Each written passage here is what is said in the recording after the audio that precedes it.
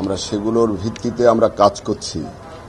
আমরা এই মিজেলসের যে আউটব্রেকের কথা বলা হচ্ছে এবং পত্রিকায় এসছে ৩৩টি বাচ্চা মারা গেছে। আমরা বিশ্ব স্বাস্থ্য সংস্থার একটা প্রতিবেদনও পেয়েছি এটার উপরে। ওনারা বলেছেন যে ৩৩ জনের সবাই কিন্তু মিজেলসে মারা যায়নি, অন্য কমপ্লিকেশন নিয়েও তারা এসছিলেন। যা প্রত্যেকটি মৃত্যুকেই আমাদের চিকিৎসার আওতায় আনা দরকার, আমরা ওই ইয়েতে যাচ্ছি না। আমরা আমাদের স্বাস্থ্য মন্ত্রণালয় থেকে আমরা এই যে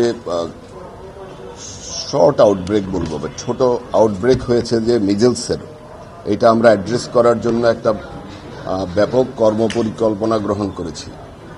আমরা জাতীয় এটাকে বৈজ্ঞানিক ভিত্তিতে আমরা মোকাবেলা করার জন্য ইতোমধ্যেই আমরা একটি বিশেষজ্ঞ দল গতকাল এখানে পাঠিয়েছি।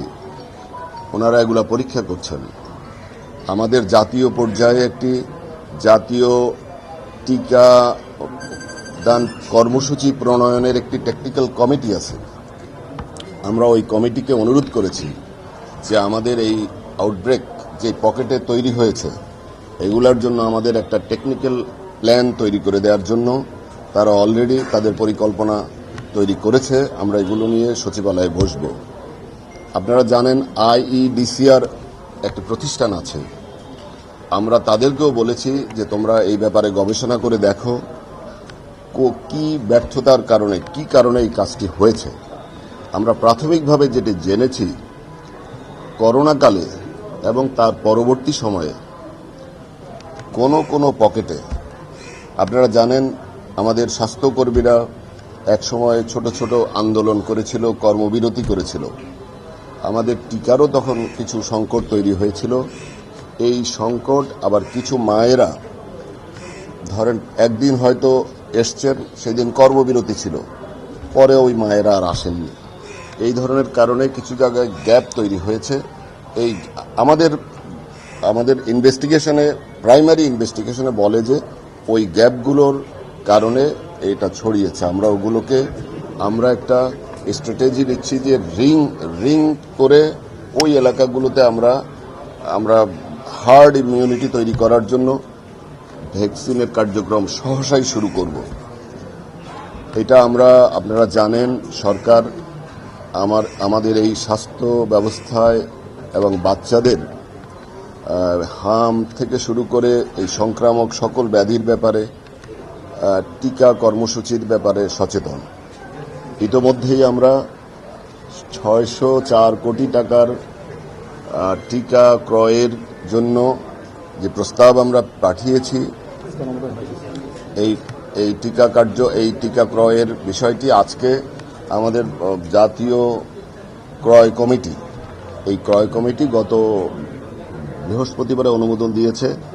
আমরা গতকাল মন্ত্রিপরিষদ বিভাগে নিজেরা গিয়ে খোঁজ নিয়েছি এবং আজকে আমরা জেনেছি এই ক্রয় অনুমোদন হয়েছে। আমরা ইউনিসেফকে এখন চিঠি দিলে, আমরা পেমেন্টও করে দিয়েছি, আমরা ইউনিসেফকে চিঠি দিলে আমরা টিকা পেয়ে যাব। আমাদের কোল্ড চেইন রেডি আছে। আমরা টিকা পেয়ে গেলে আমরা ইপিআই কর্মসূচি এবং টিকাদান কর্মসূচি ব্যাপকভাবে শুরু করব এবং আমার বিশ্বাস ইনশাআল্লাহ আমরা আপনাদের সবাইকে নিয়ে এই সাময়িক সংকট আমরা সাহসিকতার সাথে মোকাবেলা করতে পারব। আমরা আরেকটু শেষ করি। আমরা আজকে এই হাসপাতালের সম্মানিত ডাক্তার সাহেবদের সাথে, প্রশাসনের সাথে আমরা বসেছি, আমরা নিজেরা দেখেছি।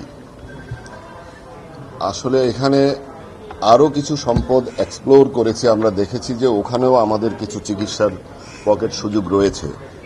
আমরা হার্ট ফাউন্ডেশনের এখানে একটা হাসপাতাল আছে, আমরা ওনাদেরকে অনুরোধ করেছি ওনাদের ওই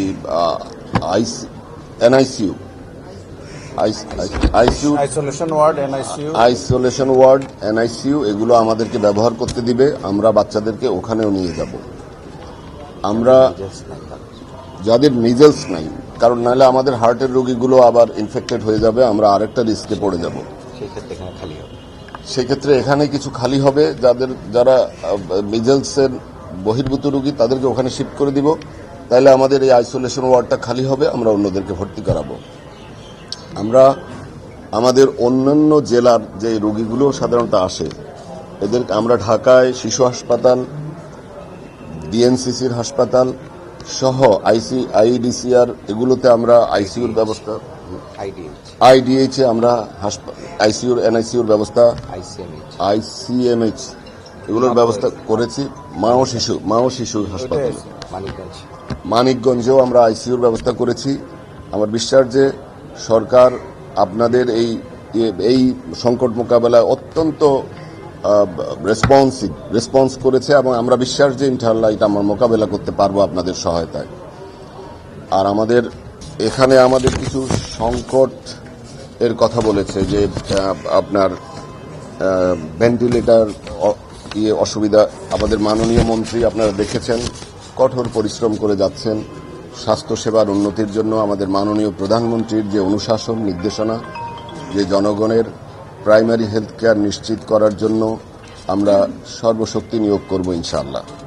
ইতোমধ্যেই মাননীয় মন্ত্রীর আহ্বানে বিভিন্ন সংস্থাগুলো আমাদেরকে ইতিমধ্যেই 7টি ভেন্টিলেটর দিয়েছেন, যেগুলো আমরা এখানে নিয়ে এসেছি। আমরা পরিচালক সহ আমাদের এই হাসপাতাল কর্তৃপক্ষকে দিয়ে যাব। আমার বিশ্বাস যে এতেও আমাদের সংকটের কিছুটা হলেও আমরা লাঘব করতে পারব। এখানে এই মেডিকেলের অর্থ বরাদ্দের ক্ষেত্রে কিছুটা ঘাটতি আছে। আমরা ইনশাআল্লাহ আমার 4 তারিখে অর্থ মন্ত্রণালয়ের সাথে আমার একটা মিটিং আছে। আমরা ওখানে উপস্থাপন করলে আমার বিশ্বাস যে আমরা সেই ঘাটতিটাও পূরণ করতে পারব। এখানে আরেকটি শিশু হাসপাতাল আছে, ভবন তৈরি করে আছে, কিন্তু অন্যান্য সুবিধাদি না হওয়ার কারণে আমরা এই রাজশাহী বা আশেপাশের জনগণ সেবা থেকে বঞ্চিত হচ্ছে।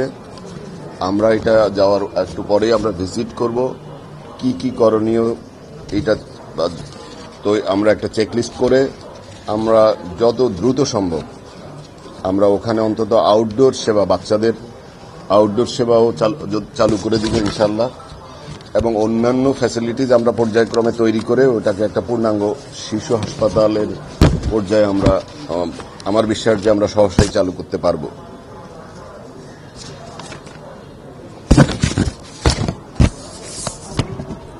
এখানে অ্যানেস্থেশিয়া এবং কার্ডিওলজির শর্টেজ আছে ডাক্তার এবং আমরা নার্স এবং অন্যান্য ইয়েতে আমরা এখান থেকে গিয়ে আমরা অর্ডার করে দিব। আমরা অন্যান্য ডাক্তারদেরকে এই আপৎকালীন সময় আমরা অ্যাটাচ করব। পরবর্তীতে প্রয়োজনে আমরা আরও ডাক্তার নিয়োজিত করব, যাতে আমাদের এই চিকিৎসা সেবায় যেন কোনো ধরনের বিঘ্ন না ঘটে।